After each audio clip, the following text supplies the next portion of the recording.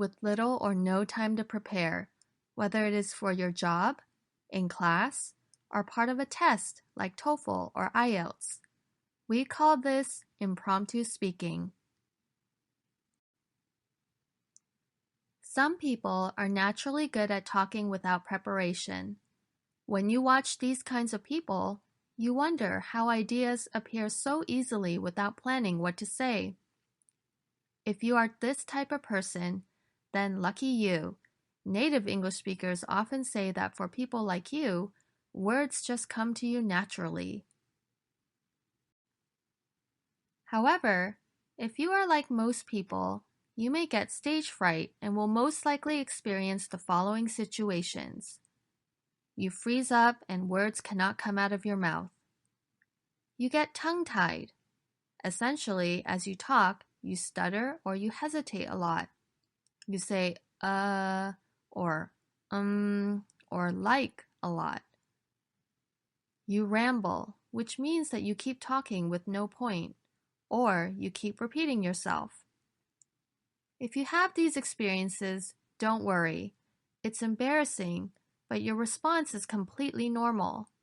A lot of people do not enjoy speaking impromptu for the same reasons as you. Yet, the skill of speaking impromptu is one that can be developed through practicing specific strategies.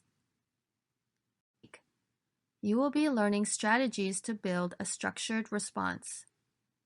Though a structured response is more relevant in a test-taking situation, as you practice the strategies and feel more comfortable, transitioning into free-form speaking will be easier. The objectives for this speaking lesson are for you to 1. Answer the question directly, 2. Provide organization to your answer, 3. Expand your answer with more details, 4. Talk continuously for 1.5 minutes.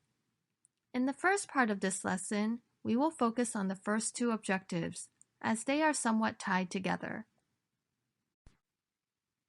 The first objective is a reminder to answer the question directly. Let's take the question, what is your favorite holiday? A person who is direct would answer by saying that his favorite holiday is Thanksgiving because of reason 1, 2, and 3. A person who doesn't answer the question directly may say that he likes Thanksgiving, but then starts to give us reasons why he doesn't like Christmas or New Year's. The tip is to stick to the main point. Another example is with this question. Do you prefer to watch a movie in the theater or at home? A direct answer would be, for example, choosing the theater and giving all reasons as to why the theater is great. If a person chooses a theater and then tells us why watching movies at home is a bad idea, he isn't really answering the question directly. That is why the second objective, provide organization to your answer, will be useful. It helps give you a framework for your answer. When you receive a question, it's very helpful to decide what kind of answer structure to use. For simplicity's sake, questions will be put into two categories, list or time order. Organization style, list. Look at your topic and think of a list of main points that you want to talk about, with an explanation and details about each one. Your main points might be reasons, parts of something, examples, or types of things. Some example questions in this category are 1. Why do people eat fast food? 2. What are the different types of visas for foreigners? Or 3.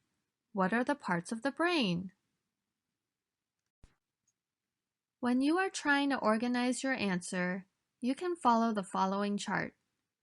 First, tell us the main idea. Then explain what the first point is with supporting details. Then do the same for point number 2 and 3. Finally, if you have enough time, summarize the main idea. Let's look at a sample question and see how it fits in the chart. The question is, why do people eat fast food? The main idea could be people eat fast food for many reasons. Then we start with point number 1. The first reason is that it is cheap. And then explain this point deeper by talking about how cheap it is. The second point is that it is convenient. And then you can explain all the different ways that it is convenient. Maybe you can give examples. Finally, the third reason is that it is fast. And then you can explain this point with details. Maybe talk about how quickly the food is prepared at fast food restaurants. Finally, at the end, you can summarize by saying that many people consume fast food since it is cheap, convenient, and fast. Organization style. Time order. If you're telling about an experience, about a topic in history, or about how something started or ended, you can use the time order organization style. You could tell the listeners what happened first, next, and last. Or what happened in the past, what is happening now, and what might happen in the future. Some example questions in this category are: 1. Tell us about the last time you cooked something. 2. How is New Year's celebrated in your country? 3. What caused the First World War? When you are trying to organize your answer for a time order question, you can follow the following chart. As the chart suggests, you start by telling us the main idea. After, you will explain points in order and use time words like first, next, after that, and finally as transition words. If there is time at the end, you can give a final comment to wrap up your speech. Let's look at a sample question and see how it fits in the chart. How is New Year's celebrated in your country? The main idea could be something like, in the United States, New Year's is a very big holiday.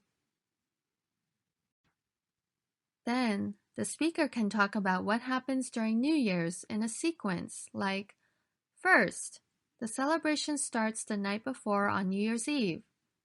And then, he can tell everything in order using the time transition words.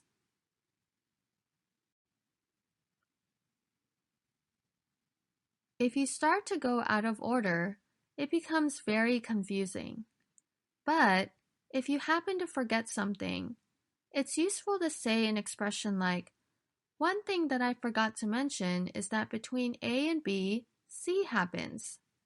An expression like that can help the listener follow better.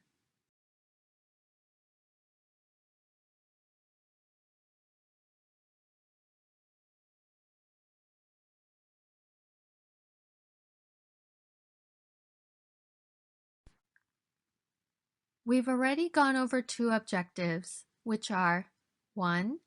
Answer the question directly, and 2. Provide organization to your answer. Next, we will go over the remaining 2 objectives. 3. Expand your answer with more details. And 4. Talk continuously for 1.5 minutes. Expand your answer with more details. One issue that people run across is not having enough to say. The most common reason is due to nervousness, or, as native English speakers say, my mind just went blank, which means you don't know what to say. In order to overcome this challenge, you can start by using the second objective, which is applying an answer structure to the question. Do you remember the list versus time order structures? Once you have the structure in your mind, you can train your brain to fill in the blanks with relevant details, such as who, what, when, how, etc. You may still insist that your mind becomes blank, but this skill can definitely improve as you do it more. On a side note, reading or listening to news, books, or presentations like TED Talks can increase your knowledge of a lot of different topics, which also becomes handy during impromptu speaking. Finally, the last objective is to be able to speak continuously for 1.5 minutes. Talking continuously means trying to minimize the awkward pausing or hesitating with fillers like or Sometimes we use fillers or have awkward pausing because we aren't sure what to say next. If you practice the second and third objectives constantly, it won't be as difficult to talk for 1.5 minutes. Let's listen to an example and use a rubric to review the different aspects. On the rubric, you can see that there are 6 areas. Organization. Your presentation had an introduction, a body, and a conclusion. You used transitions between your main points in the body. Content. You answered the question directly and provided relevant details. Accuracy. There were very few grammar mistakes and they didn't interfere with understanding. You used vocabulary accurately and appropriately. Pronunciation. Your pronunciation was clear and easy to understand. You used word stress, pauses, and intonation appropriately. Verbal delivery. You spoke smoothly and naturally without too many hesitations. Your speaking was not too fast and not too slow. Finally, time limit. You spoke for 1.5 minutes. The topic is, tell us about the last time you cooked something. I'm not a very good chef, so I don't cook often, but sometimes I do cook just to save money. So the last time that I cooked, I made a scramble. I first took out the ingredients. I usually like to make my scramble. Obviously, there's eggs, and then there's ham, mushrooms, some cheese, some peppers, and some tomatoes. So I cut it up. Next, I put the things that are harder to, or that take longer to cook, into the pan with a little bit of oil. And I like the mushrooms and the peppers, and I cook those first.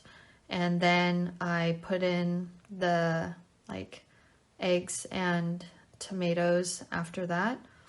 And then I cook it all together. And then finally, after a few minutes, when everything looks cooked enough, I put it on a plate and then I can enjoy it. So this is a very simple meal, but it fills me up, and yeah, it tastes great. After listening, we can review how the speaker did. This topic is about an experience, so the speaker used a time order structure. If you noticed, she used transition words indicating time. She started with a main idea and ended with a conclusion statement. Next is content, and the speaker told us about her cooking a scramble and explained how she did it, so she did well here too. For accuracy, the speaker spoke with almost no grammar or vocabulary mistakes. Pronunciation is also good.